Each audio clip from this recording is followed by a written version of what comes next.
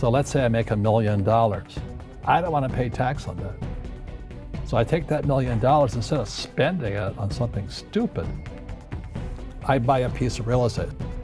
Chris, let me just say something, that it was the tax laws. I don't want to pay tax. Before I came here, I was a private developer. I was a private business people. Like every other private person, unless they're stupid, they go through the laws, and that's what it is. Membayar pajak adalah sebuah kewajiban setiap warga negara yang sudah memenuhi kriteria wajib pajak di negara manapun. Sebagai warga negara yang baik, Anda harus membayar pajak secara tepat waktu dan juga tepat jumlah. Banyak orang yang sering mengeluh ketika harus membayar pajak karena manfaatnya tidak dirasakan secara langsung. Serupa halnya seperti ketika kita membayar premi asuransi jiwa, yang dimana manfaatnya tidak kita rasakan pada saat itu juga. Jumlah yang harus dibayarkan seringkali terasa membebani, apalagi di tengah krisis akibat pandemi COVID-19 ini. Banyak wajib pajak yang melakukan berbagai upaya untuk menghindari kewajiban perpajakannya. Bahkan ada beberapa konglomerat yang secara terang-terangan mengatakan hanya membayar pajak dengan jumlah yang sangat rendah. Dan yang lebih parahnya lagi, bahkan ada yang mengatakan tidak membayar pajak sama sekali. Dan yang lebih anehnya lagi, itu legal, tidak melanggar aturan atau hukum pidana sama sekali. Loh, kok bisa ya? Bukankah sebagai warga negara kita diwajibkan untuk membayar pajak secara tepat waktu dan juga tepat jumlah? Ternyata skema yang digunakan para konglomerat tersebut adalah tax avoidance yang acap dimanfaatkan oleh wajib pajak karena bersifat legal dan tidak melanggar hukum sama sekali. Sebenarnya ada cara-cara untuk mengurangi pajak tahunan yang terasa memberatkan. Tapi ingat ya, mengurangi pajak bukan berarti menghindari atau melanggar aturan. Ada cara-cara yang legal untuk mengurangi pajak penghasilan Anda setiap tahunnya. Dalam kewajiban membayar pajak, ternyata itu ada dua istilah yang melekat pada perpajakan, yaitu tax avoidance dan juga tax evasion.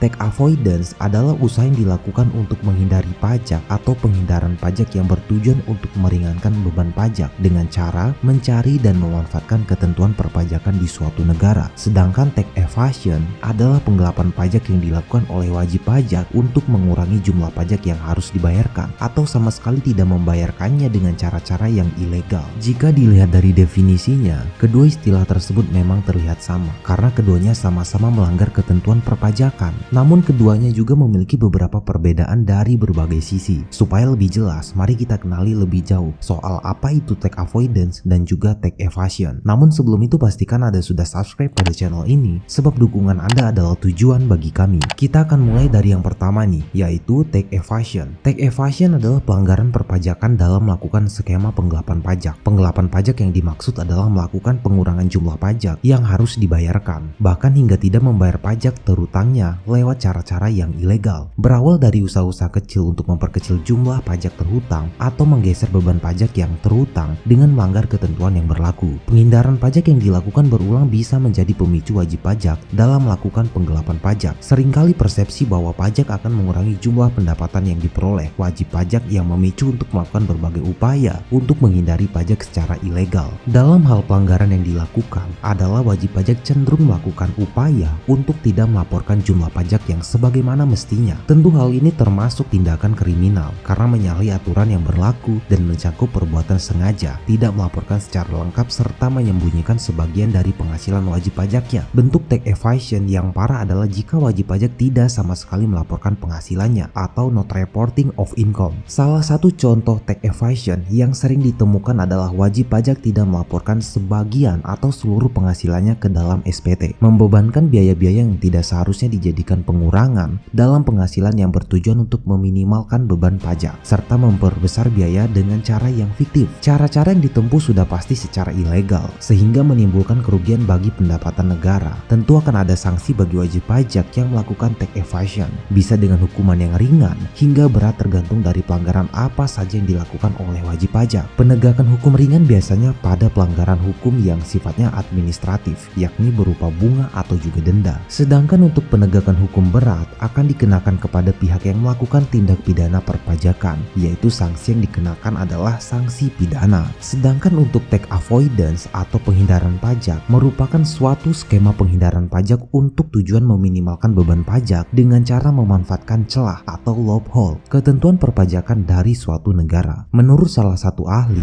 yakni Justice Reedy, tax avoidance didefinisikan sebagai seni menghindari pajak tanpa melanggar hukum. Sedangkan menurut James Kessler, tax avoidance dibagi menjadi dua jenis, yakni escapable tax avoidance dan juga uncapable tax avoidance. Escapable tax avoidance yaitu penghindaran pajak yang diperbolehkan dengan karakteristik memiliki tujuan yang baik, bukan untuk menghindari pajak dan tidak melakukan transaksi palsu. Sedangkan uncapable tax avoidance adalah penghindaran pajak yang tidak diperbolehkan karena karakteristik tidak memiliki tujuan yang baik untuk menghindari pajak dan juga menciptakan transaksi yang palsu.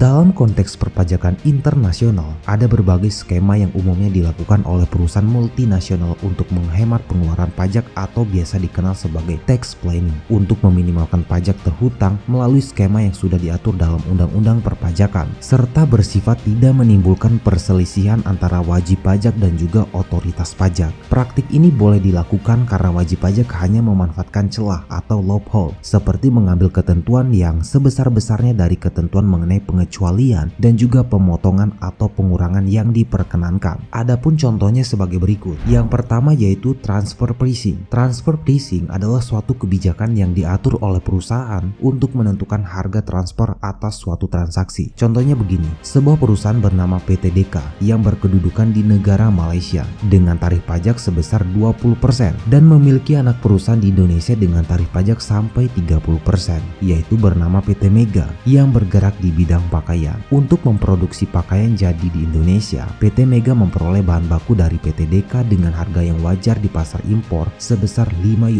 per PC. Namun dalam transaksi kedua, perusahaan tersebut harga bahan baku yang sama dijual sebesar $15 per PC. Dengan begini, PT Mega memiliki margin keuntungan yang sangat kecil, bahkan bisa saja merugi untuk menghindari potensi pajak. Yang kedua yaitu tin capitalization. Tin capitalization adalah keadaan di mana sebuah perusahaan memiliki hutang yang lebih besar ketika dibandingkan dengan modal yang tersedia. Tin capitalization atau tin capitalization rule atau TCR juga berlaku untuk kondisi peminjaman modal secara terselubung yang melampaui batas kewajaran. Konsep ini biasa digunakan oleh perusahaan multinasional untuk menghindari pajak yang berlebih. Yang ketiga, Controller Foreign Company atau CFC. Controller Foreign Company didefinisikan sebagai suatu perusahaan yang didirikan di luar negeri yang kepemilikan dan pengendaliannya dijalankan oleh wajib pajak dalam negeri. CFC ini dibuat sebagai salah satu bentuk penghindaran pajak atau tax avoidance dengan cara menunda pengakuan penghasilan yang modalnya berasal dari luar negeri yang nantinya akan dikenakan pajak di dalam negeri. Selain itu, CFC bisa digunakan untuk menunda pembayaran dividen sehingga pemungutan pajak atas dividen bisa tertunda. Skema ini adalah skema yang paling banyak dilakukan, bahkan perusahaan besar seperti Apple ikut menggunakannya untuk menghindari pajak yang berlebih. Supaya lebih jelas, sebaiknya saya ceritakan sedikit ya.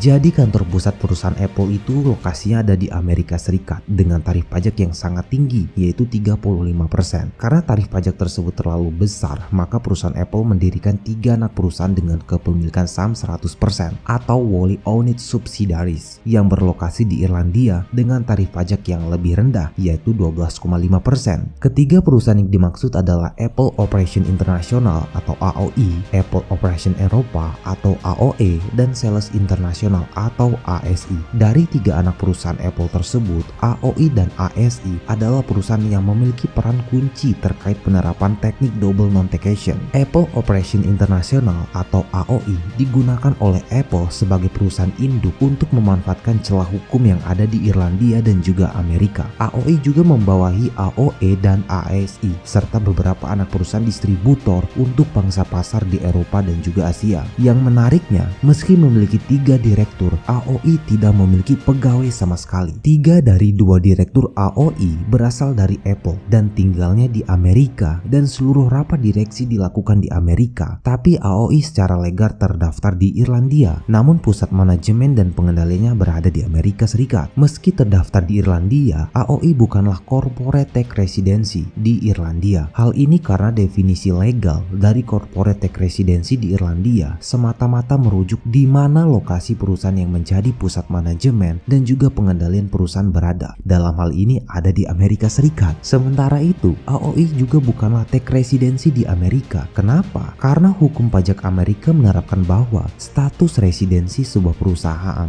hanya ditentukan oleh di mana perusahaan tersebut terdaftar. Dalam hal ini, perusahaan Apple terdaftar di Irlandia. Dalam kasus ini, istilah "I take two tango" adalah benar adanya. Jelas bukan kalau AOI secara substansi bukan wajib pajak, tidak hanya di Amerika tetapi juga di Irlandia. Seperti halnya AOI, AOE dan ASI juga secara residensi bukan merupakan wajib pajak, baik di Amerika maupun di Irlandia. Bagaimana hal ini bisa terjadi? Ini karena adanya celah legal yang memungkinkan Apple mendirikan perusahaan yang bukan wajib pajak dalam negeri, baik di Irlandia maupun di Amerika, akibat definisi yang saling melengkapi atau complementary definition. Kedua negara menggunakan pendekatan faktor tunggal yang menentukan residensi dari sebuah perusahaan. Amerika menggunakan tempat di mana perusahaan terdaftar, sementara Irlandia menggunakan pusat manajemen dan pengendalian perusahaan. Jadi sebuah perusahaan yang didirikan di Irlandia, namun penguasaan manajemen dan pengendaliannya berada di Amerika, bukanlah wajib pajak dalam negeri baik di kedua negara.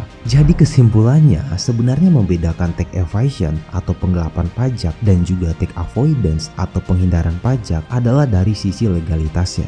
Tax evasion mempunyai sifat yang ilegal. Tidak hanya demikian, dalam praktiknya pengelompokan keduanya biasa terjadi atas dasar interpresentasi otoritas pajak dalam masing-masing negara yang bersangkutan. Sedangkan tax avoidance yang memiliki sifat legal. Maksudnya begini, secara umum tax avoidance atau penghindaran pajak adalah suatu skema penghindaran pajak untuk tujuan meminimalkan beban pajak dengan memanfaatkan celah atau loophole ketentuan perpajakan dari suatu negara. Misalnya dengan memanfaatkan perbedaan peraturan pajak yang berlaku di negara tempat terjadinya transaksi untuk mengurangi biaya pajak yang harus dibayarkan. Sebagai contoh kasus dari Apple tadi. Nah, mungkin sampai di sini dulu ya untuk upaya yang dilakukan konglomerat atau perusahaan multinasional untuk mengurangi bahkan menghindari beban membayar pajak. Sebenarnya masih banyak upaya lain yang bisa dilakukan, tapi kita akan lanjutkan di video lain ya. Semoga informasi ini bisa menambah wawasan Anda tentang dunia keuangan. Dan saran untuk kamu yang ingin menghindari pajak, jangan sampai melakukan tax evasion karena itu melanggar ketentuan yang berlaku. Dan kalaupun kamu mau melakukan tax avoidance, sebaiknya konsultasikan kepada pihak konsultan pajak. Kenapa? Supaya kewajiban bayar pajak yang kamu lakukan bisa lebih efektif dan juga efisien. Terima kasih dan sampai bertemu di video selanjutnya.